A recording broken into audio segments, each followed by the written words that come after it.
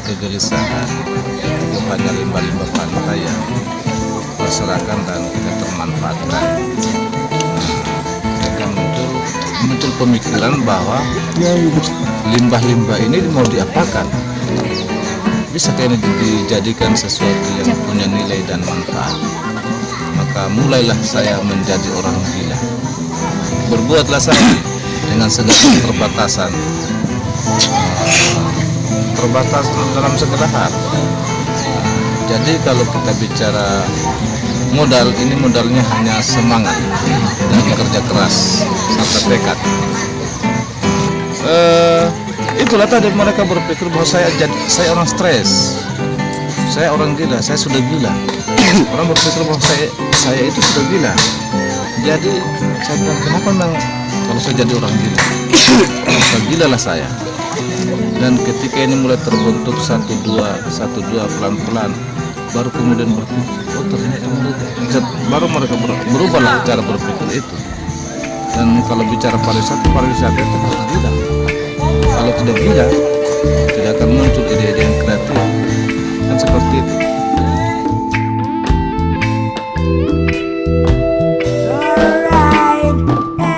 Pagi ini terasa ku nikmati, sambut pagi dengan segelas kopi beraromakan kupu-kupu. Untukkan rasa kaku bercampur pilu. Senyum pun bertebaran di mana-mana. Itu petanda begitu ramahnya lingkungan di sekitarku. Sambil berharap hari ini cahaya akan menghampiriku. Kopi hitam kupu-kupu, kopi hitam. Kurang lebih 2 minggu itu baru mulai nampak ini. Baru mereka mulai berpikir, oh ternyata dia mau bikin ini. Ternyata batang kayu yang hanya kemarin yang dia pikul tidak pakai baju itu ternyata jadi meja. Maka mereka kemudian berpikir, bagaimana ini? Konsep apa dia mau pakai? Saya bilang konsep saya beda dengan konsep Pantai Lakota, Tanusangia, Sombu dan sebagainya. Saya mau kembali ke konsep alam. Konsep alam, bagaimana kafe itu tidak ada betonisasi. Tidak semua betonisasi itu adalah sesuatu yang indah. Konsep alam ini justru menurut saya ini akan lebih unik, menarik, dan karena langka. Untuk Wakatobi di perjalanan saya berputar-putar di Wakatobi, ini sesuatu yang tidak ada. Dan saya ingin merubah mindset cara berpikir pemerintah ini. Wah ternyata tidak semuanya harus memakai beton. Ya, tidak semuanya harus pakai beton. Dengan arsitektur yang luar biasa itu, ternyata arsitek alam ini telah menyediakan anugerahnya. Tinggal bagaimana kita menjadikan dia menjadi sesuatu yang bernilai dan bermanfaat. Ini sudah berjalan sekitar 2 bulan. Cuma dia lebih duluan mengudara daripada proses kerjaannya. Karena saya kerja sambil untuk menunjang kegiatan-kegiatan lain tubahan ya. Saya buat satu meja, diupload lewat media sosial. Ada yang datang ngopi 1-2 orang, ya itulah modal awal.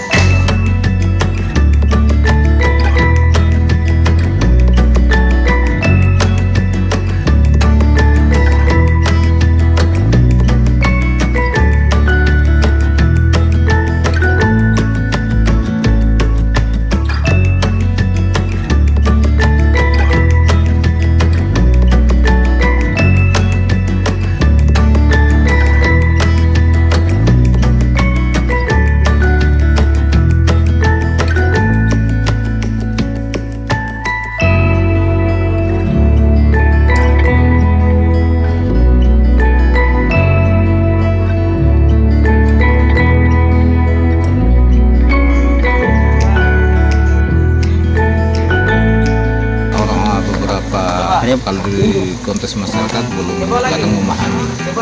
Tapi sebenarnya kalau bicara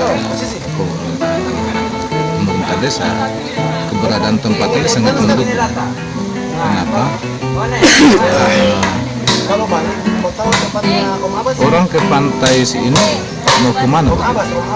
Mencari apa? Bicara pasir, bicara apa kan? Bicara keindahan. Tapi orang kesini itu karena adanya ini. Mohon maaf saja, karena ada konsep ini yang orang menarik, Pak. Ya, kami di sini memang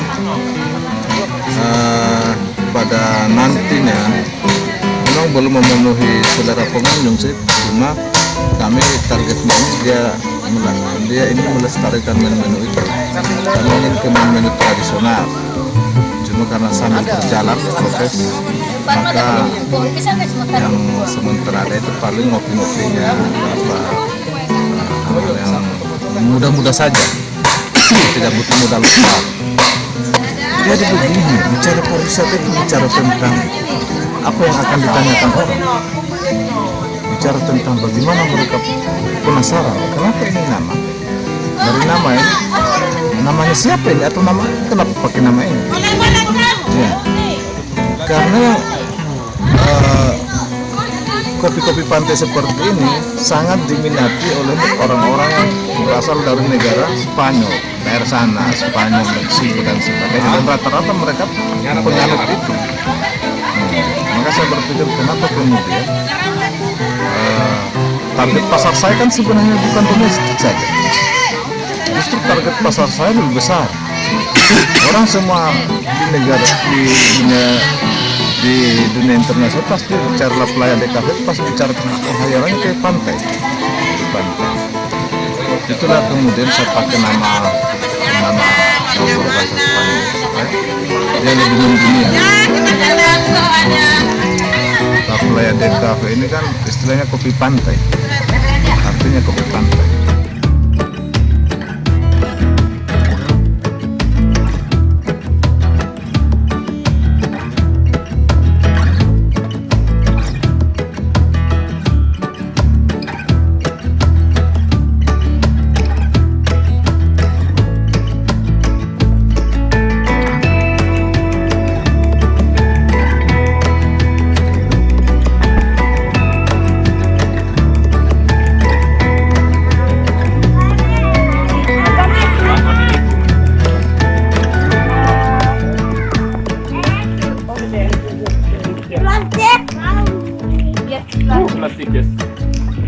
Plastik lah.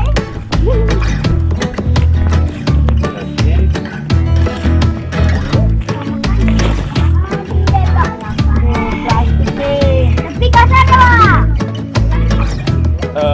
Paper.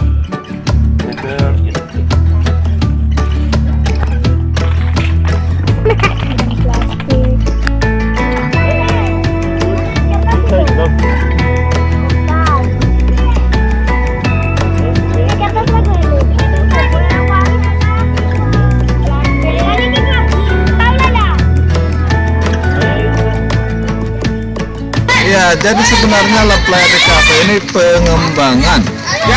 Ini adalah pengembangan dari kegiatan yang kami lakukan. Bisa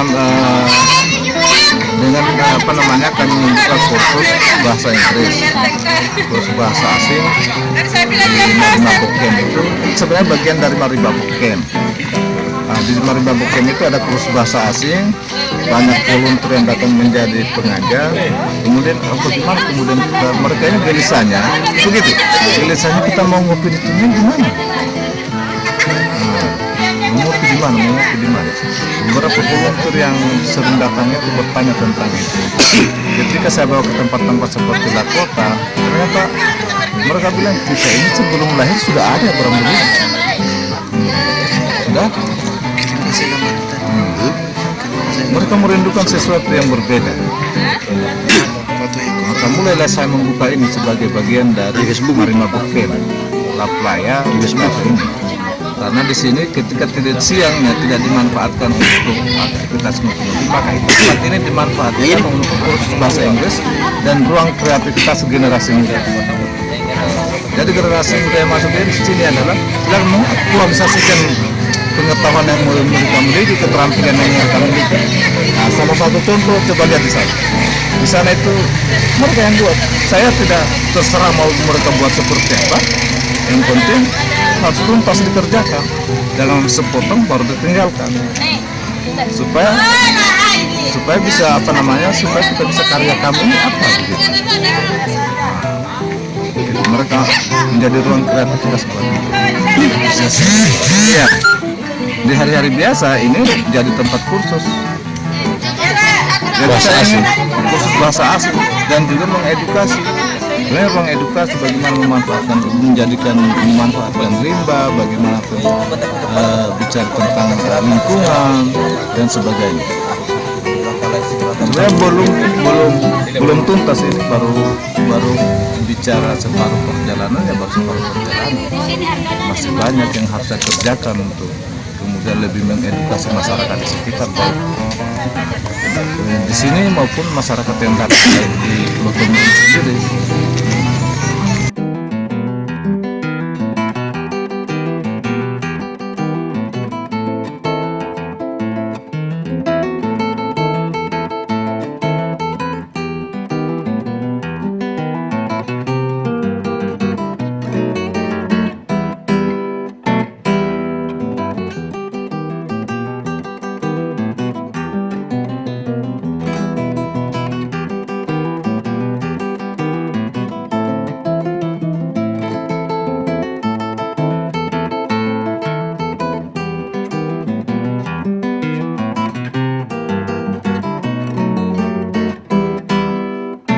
Pemuda di desa Tim ini kurang yang sebagai pemuda-pemuda kreatif itu jarang, cuma bagian saja.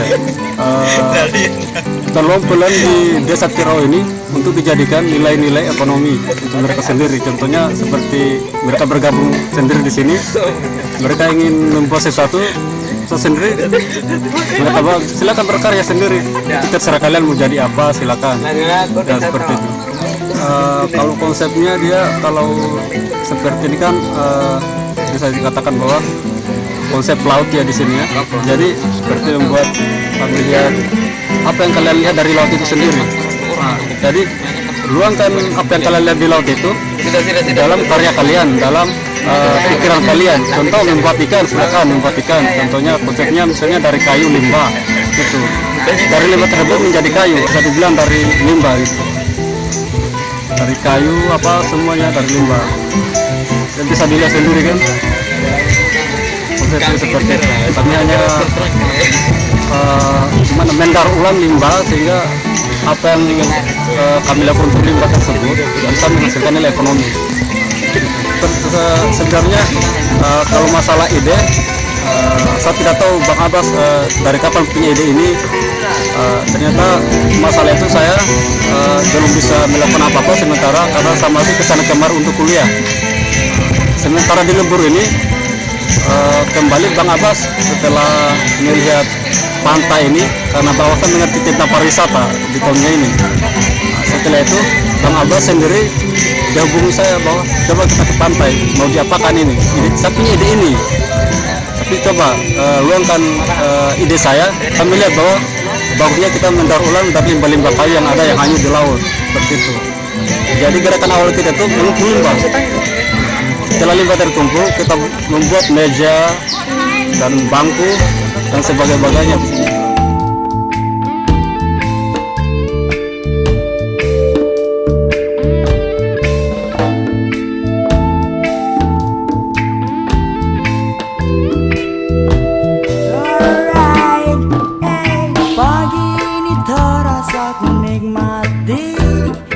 Sambut pagi dengan segelas kopi beraromakan kupu-kupu. Untukkan rasa kaku bercampur pilu. Senyum pun bertebaran di mana-mana. Itu petanda begitu ramahnya lingkungan di sekitar. Sambil berharap hari ini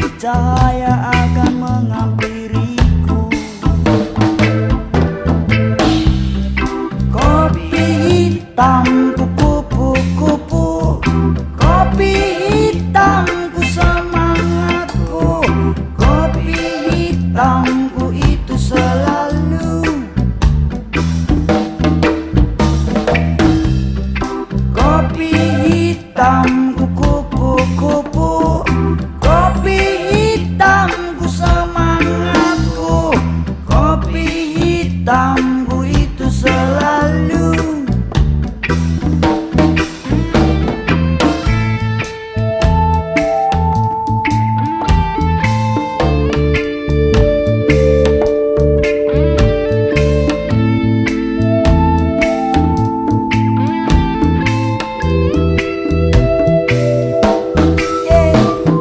Senyum pun bertebaran di mana-mana, itu petanda begitu ramainya lingkungan di sekitarku. Sambil berharap hari ini cahaya akan